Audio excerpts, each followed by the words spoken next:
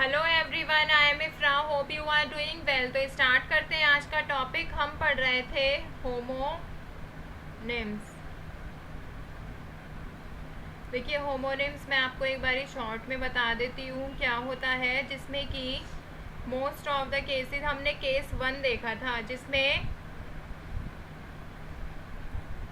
Spelling same थी, meaning different था,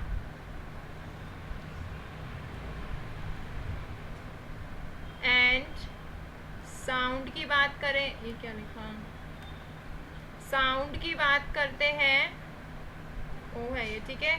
तो साउंड कैसा था, सेम, बस डिफरेंस किस में था, मीनिंग में। बाकी स्पेलिंग भी सेम थी और साउंड भी सेम था। तो ये हमने टेबल 1 में देखा था, ठीक है। तो अभी हम क्या देखेंगे, फंक्शन इसका 2 देखेंगे। तो फंक्शन 2 क्या कहता है, होमोनिम्स विद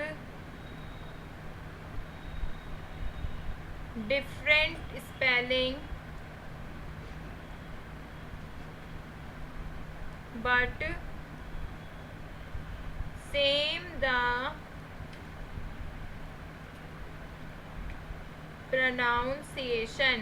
अब इस वाले फंक्शन में क्या होगा, ये सेकंड है, इसमें क्या कह रहा है कि स्पेलिंग तो अलग होगी बट प्रोनाउंसिएशन, उनका जो साउंड होगा वो सेम रहेगा, ठीक है।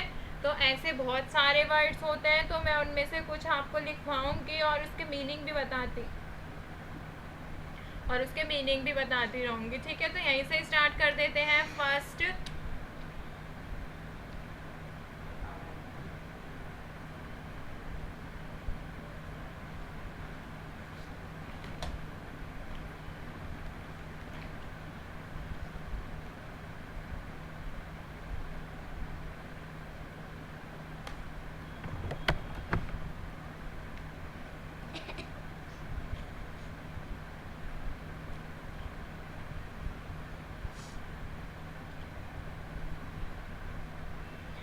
ठीक है। तो स्टार्ट करते हैं यहाँ पे नंबर 1 से।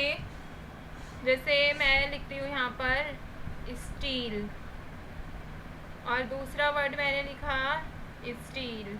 देखिए यहाँ पे प्रोनाउंसिएशन सेम है, करेक्ट है, बाकी स्पेलिंग में डिफरेंस है। स्टील में ई ए आ रहा है, इस वाले स्टील में डबल ई आ रहा है।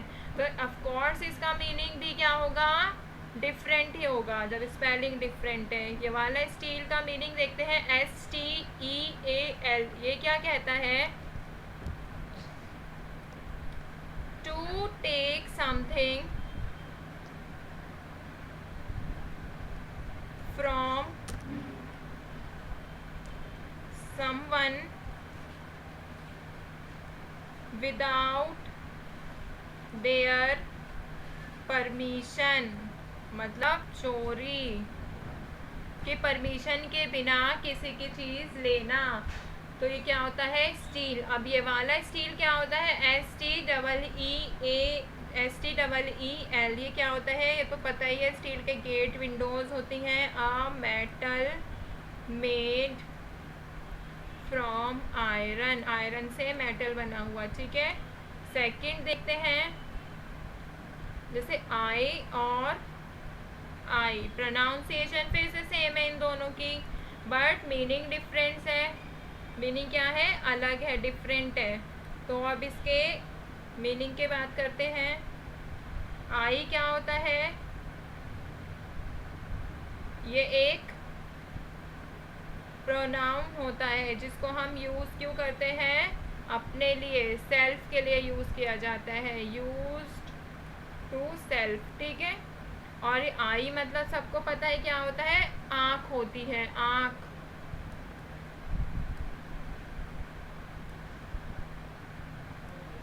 मतलब एक ऑर्गन, पार्ट ऑफ बॉडी, ठीक है। थर्ड देखते हैं, रूट, और दूसरा कैसे लिख सकते हैं रूट को, ROUTE।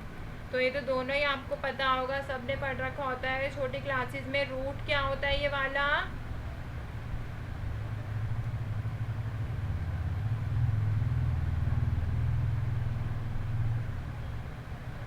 एक पार्ट होता है ऑफ द प्लांट। ये कैसा रहता है? अंडरग्राउंड रहता है, मतलब जड़, ठीक है। और ये क्या होता है? रूट। ये वाला रूट क्या होता है? रास्ता। फोर्थ देखते हैं यहाँ पर। तो आप इन सब में क्या नोट करें? देखिए नोट करिएगा, स्पेलिंग अलग है, प्रोनाउंसिएशन सेम है। इसमें भी स्पेलिंग अलग है, प्रोनाउंसिएशन सेम रहती है।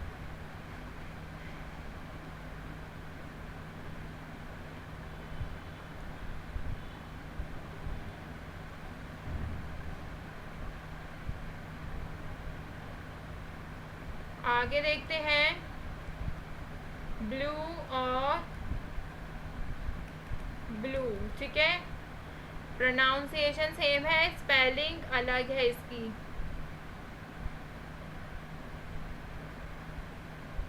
तो कैसे लिखेंगे इसको? ब्लू क्या होता है? एक एडजेक्टिव है। ये क्या है? कलर, नीला कलर। तो यहाँ पे लिखते हैं ब्लू क्या है? एक कलर है, ये वाला कलर ब्लू। और अगर ब्लू ये वाले इसकी बात करें, BLEW, तो इसको कैसे लिखेंगे? To produce an air flow. जो बलून में हम हवा भरते हैं उसको बोलते हैं ना ब्लू।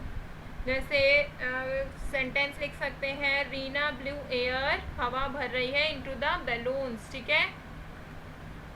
फिफ्थ देखते हैं आगे,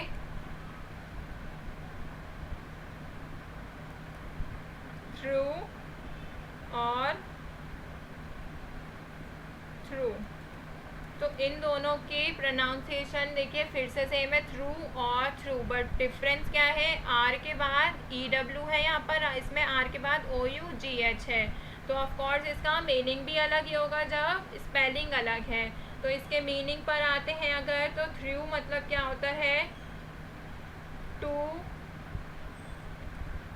project an object to move rapidly through air. मतलब कि कोई प्रोजेक्ट होता है वो, मतलब आप बेसिक ये याद रखिए कि इस वाले थ्रू का मतलब क्या होता है कि हवा में जल्दी जल्दी मूव करना। The little boy through the ball, उसने हवा में जल्दी से बॉल को फेंका ओवर द वॉल, ठीक है। अब ये वाले थ्रू की बात करें तो इसमें क्या होता है? इसका मतलब होता है द्वारा,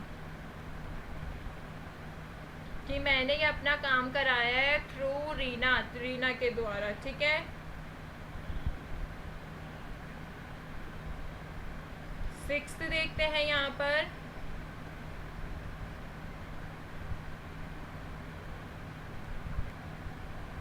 पॉज और पॉज।